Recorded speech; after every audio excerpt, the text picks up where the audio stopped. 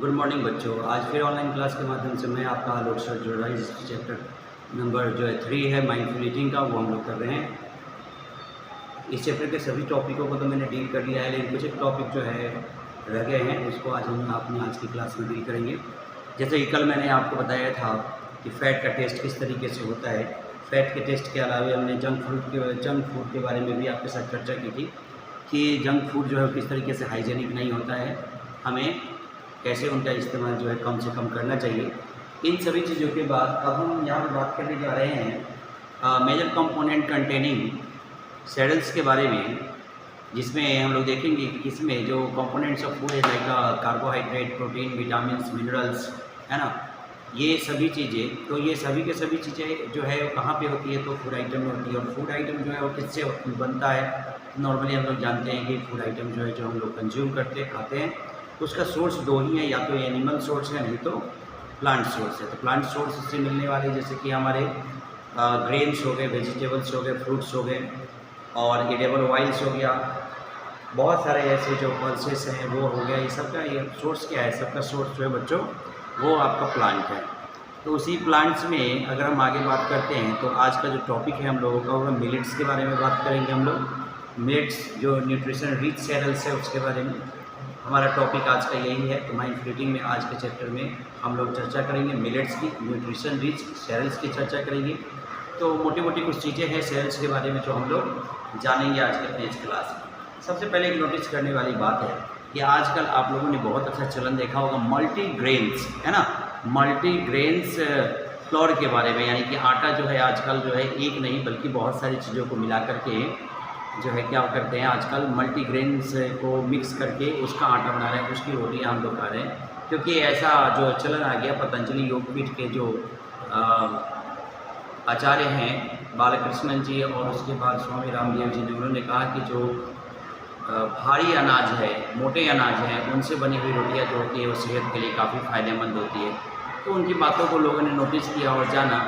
लेकिन आज का नहीं है, पहले का जो हमारा क्रॉपिंग पैटर्न था वो सीजनल जो कल्टिवेशंस था, और जो हम लोगों का जो आपका फूड प्रैक्टिस है देखिए अगर उसको, तो उसमें पहले भी ये चीज़ें शामिल थी। लेकिन बीच में जो है लोगों ने धीरे धीरे मॉडर्नाइजेशन टेक्निक को अपनाया, मॉडर्न फैसिलिटी को अपनाया और मॉडर्न खान पान को जब अपनाया तो इन चीज़ों से उनकी दिलचस्पी थोड़े समय के लिए हट गई थी। लेकिन फिर से अवेयरनेस जब चला है इस चीज़ का, तो लोगों के अंदर इस बात को लेके बहुत सारा वो अवेयरनेस आ गया है कि ये चीज़ें जो है मल्टीग्रेन्स जो है वो काफ़ी हद तक जो है शरीर के लिए काफ़ी फ़ायदेमंद होता है। और विटामिन और मिनरल रिच जो होता है ये मिलेट्स वगैरह जो है, जिसमें कि रागी आपका आ जाता है।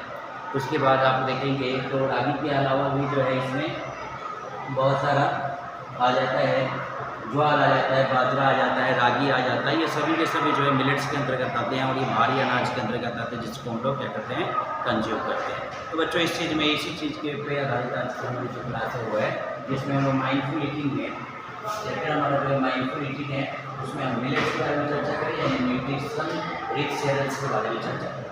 तो आइए देखते हैं कि ये क्या है। तो कहता है millets are small size grains that are highly nutritious and have been integral part of the Indian diet for century। कहता है कि वर्षों से जो खान पान है हमारा, उस खान पान में मिलेट्स जो है वो शामिल है, जिसमें भारी अनाज के रूप में जो है बहुत सारी चीज़ें जो है हम लोग क्या करते हैं, कंज्यूम करते हैं। तो इन सभी के बीच में सबसे मेन चीज़ जो है वो मेन चीज़ क्या है, तो वो है न्यूट्रिशन है, यानी कि जो इसके अंदर मिनरल्स और विटामिन्स का पाया जाना है। तो ये ज़्यादा बड़ा अनाज नहीं होता है, स्मॉल साइज मोटा अनाज होता है, जिसका आटा वगैरह जो है बना करके हम लोग क्या करते हैं, रोटी वगैरह जो है उसको कंज्यूम हम लोग करते हैं। ठीक है बच्चों, तो ये आज से शताब्दी पहले से भी लोग इस तरह के अनाज को खाते रहे, क्योंकि इसमें ये बहुत अच्छा सोर्स है आपका किस चीज़ का, तो विटामिन्स का भी सोर्स है और मिनरल्स का भी सोर्स है। ठीक है, उसके बाद कहता है कि millets are rich source of vitamins and minerals, है ना। विटामिन्स और मिनरल का बहुत ही अच्छा सोर्स जो है आपका क्या मिलेट, यानी कि ज्वार और बाजरा या रागी जो है आपका अच्छा सोर्स है। ठीक है, such as iron and calcium, और इन दोनों ये जो मिलेट्स है इसमें कैल्शियम भी बहुत अच्छे मात्रा में है और उसके बाद आपकी बात करूँ तो इसमें आपका जो आयरन है वो भी प्रचुर मात्रा में है। ऐसे अनाज जो है हमारे बॉडी के लिए बहुत ज़्यादा बेनिफिशियल है, बहुत ज़्यादा बेनिफिशियल है। क्यों बहुत ज़्यादा बेनिफिशियल है? क्योंकि आप जानते हैं कि हमारे शरीर को एनर्जी रिक्वायरमेंट के साथ साथ प्रोटेक्टिव फूड के रूप में भी विटामिन और मिनरल्स को लेने की आप बहुत ज़्यादा ज़रूरत है। कैल्शियम भी हमारे बोन के लिए बहुत ज़्यादा ज़रूरी है ना। जिस तरीके से कार्बोहाइड्रेट और प्रोटीन जरूरी है, उसी तरीके से कैल्शियम भी हमारे लिए बहुत ज़रूरी है, क्योंकि हमारे बोन्स और मसल जो है काफ़ी स्ट्रॉन्ग। तो और विटामिन जो है प्रोटेक्टिव एक जो है पूरा मेकानिज़म को वो करता है, आपको ऑपरेट करता है, जिससे कि हमारे शरीर के अंदर बहुत सारी बीमारियाँ जो है वो नहीं हो। तो इसलिए इस तरीके के खान पान वाली चीज़ों को अगर हम अपने डाइट में शामिल करते हैं तो ऑब्वियस बात है कि इससे हमारा स्वास्थ्य जो है काफ़ी अच्छा रहेगा। ठीक है, उसके बाद कहता है कि इसमें dietary fibre due to which they are the often called nutritions, है ना। अब इसमें क्या क्या है आप देख लीजिए, ये जो मिलेट्स है उसमें मिलेट्स कंटेन करता है, विटामिन को कंटेन करता है, मिनरल को कंटेन करता है, आयरन को कंटेन करता है और उसका कैल्शियम को भी कंटेन करता है। कैल्शियम बोन के लिए, है ना, बहुत ज़्यादा ज़रूरी है।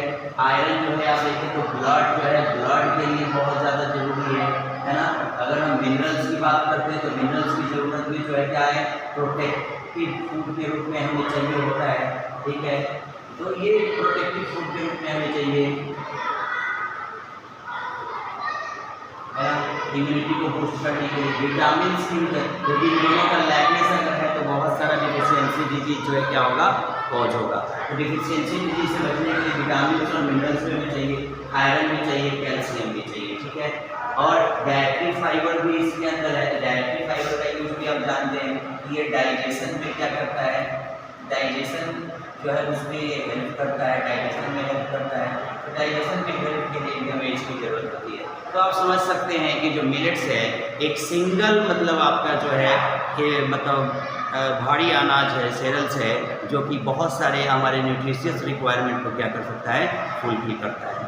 तो न्यूट्रिशियस रिक्वायरमेंट के लिहाज से सेरल्स जो बहुत ही अच्छा क्या है, फूड ग्रेन है, जिसका यूज करके हम लोग अपने न्यूट्रिशन जब जो हमारा न्यूट्रिशियस फूड है, प्लेट है, उसको हम लोग क्या कर सकते हैं, उसके बैलेंस डाइट को मेंटेन कर सकते हैं। ठीक है, they play a significant role in the providing a balanced diet। देखिए यहाँ पे आ भी गया, जो हमारे शरीर के लिए बहुत ज़्यादा क्या है, जरूरी है, बहुत ज़्यादा जरूरी है, क्योंकि एक रियल प्रोपोर्शन में एक right amount of nutritious element अगर हमारे भोजन में नहीं होगा बच्चों, तो उससे हमारे शरीर पे बहुत ज़्यादा असर उसका पड़ता है। जैसे मान लीजिए कैल्शियम की कमी हो गई, विटामिन्स की कमी हो गई, मिनरल्स की कमी हो गई, या कुछ भी अगर हमारे बॉडी में कम होता है तो उससे क्या होता है, एक डिजीज जो है वो कॉज होगा।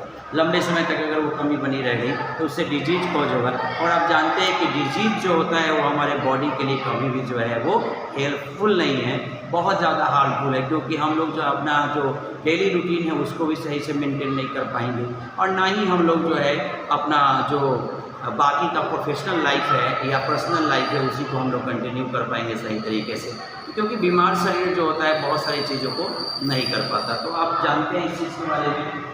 तो प्रॉपर फंक्शन जो है बॉडी का, प्रॉपर फंक्शन जो है बॉडी का बच्चों को अच्छे तरीके से कम्प्लीटली कोई बॉडी कर पाए, उसके लिए कुछ न्यूट्रिशियस एलिमेंट्स का होना जरूरी है। जैसे कि आप बात करते हैं तो कार्बोहाइड्रेट का होना जरूरी है ना, तो कार्बोहाइड्रेट का होना जरूरी है। उसके साथ साथ आप देखेंगे कि कैल्शियम भी चाहिए आपकी बॉडी में, कैल्शियम का होना जरूरी है। प्रोटीन का भी क्या है आपका होना जरूरी है ना।